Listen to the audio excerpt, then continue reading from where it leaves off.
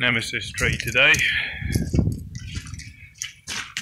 Louis already there, taking delivery of the cherry picker. I'm here grabbing tools. Even though a lot can change over the course of the day, weather is good, there's no wind, so I hope it stays that way. After the customary battle with trying to figure out how to use the thing, I think we've figured it out now. I'm so ready to see the back of this tree.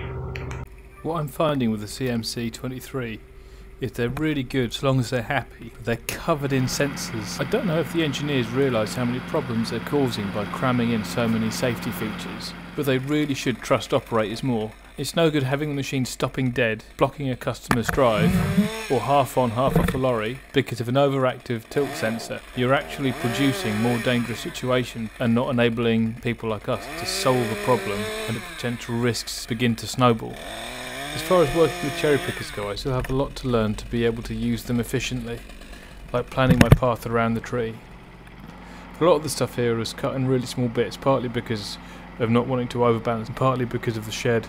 Those tracked spider lifts achieve their stability primarily from having a wide base rather than being super heavy, so you've got to be very careful with how much extra load you take into the basket with you.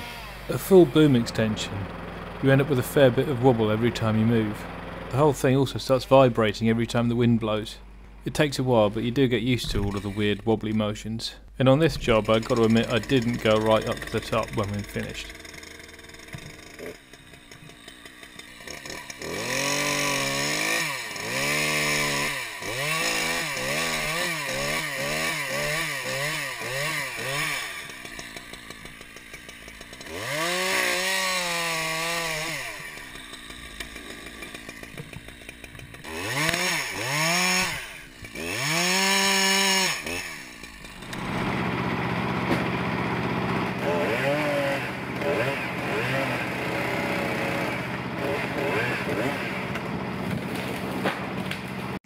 For most of today I've been too busy to get any footage. The weather tomorrow is going to be rubbish. We've got the cherry picker tomorrow, but if we'll be able to use it or not I don't know, so really we've got to get as much of this done today as we can. That is some serious deadness up behind me, but it's not going to be there for much longer.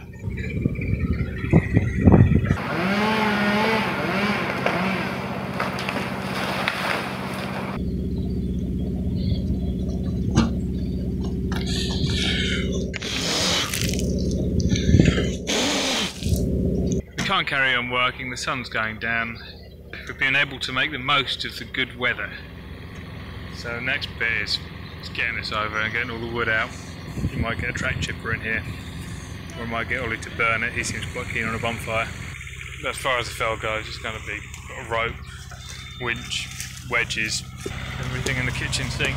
It's a relief, really. To know that we're well ahead of ourselves because we can give the cherry picker back a day early, as it's happened. We've actually done really well today. Because it's such a big tree, I've got to go in from both sides, so I'm spraying a level line around the trunk to help me line up my cuts.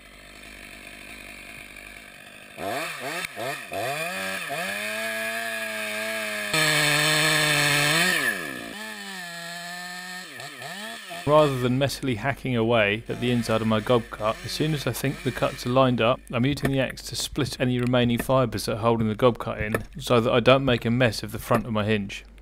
There's no special technique to this, it's just whack it as hard as you can until it falls out.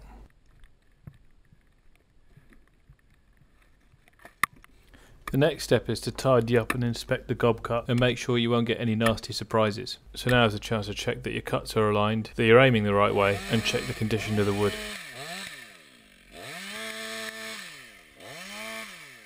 We've taken a few steps to make certain the tree falls in the direction that we want it to. When we were doing the area work, we removed as much weight as we could off the limbs that would pull it in an undesirable direction. We also have a pulling rope on a strong bough that's connected to a 600 kilo winch. Not only does this give us a lot of extra pulling power, but it also enables me to leave a fatter hinge which is better for control, and the ability to trigger the fell when I'm well out of the way. Finally, I have my wedges and sledgehammer that I can use to prevent the tree from sitting back and trapping my saw. I can also place a long wedge in the back of the kerf that will tell tell me if the kerf is closing or opening, and this gives me an indication of what the tree is about to do. I didn't actually use that trick in this fell, but it's a good one to know. I could feel that the tree would go easy from how easy the wedges went in. Got the cuts in, wedges are in place. We all set? Put the fire up and pull her over.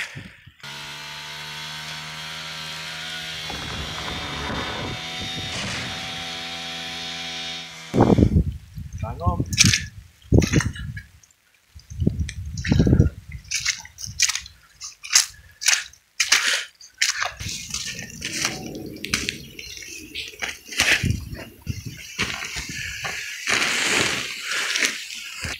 Messy hinge.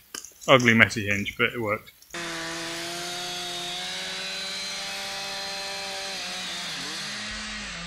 The only way we could extract the wood was by cutting it up into slab light enough to lift.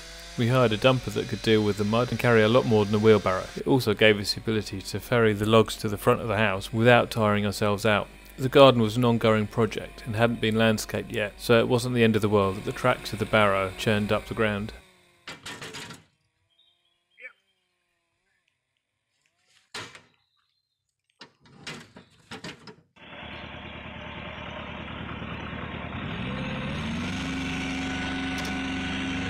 The site will make excellent firewood, but I haven't got space on my own land to keep it, so I ended up giving most of it to a local farmer. It worked out well for both sides, because he came and picked it up for me. He'll process it all, but he'll also get to sell it.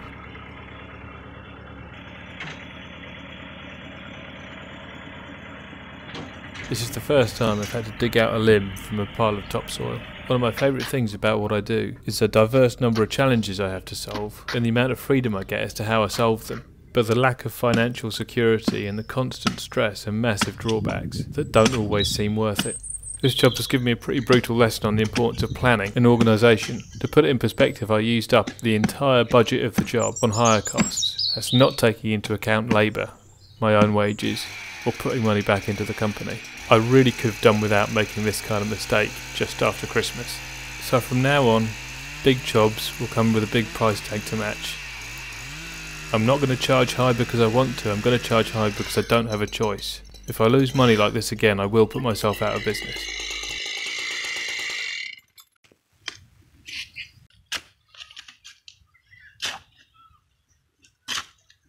With all the equipment and the right people there, the actual work on site went really smoothly, and I would like to keep doing more jobs like this again.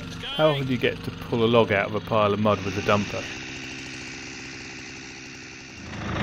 Last day, and we've got this brand new shiny machine on hire. It's far too clean.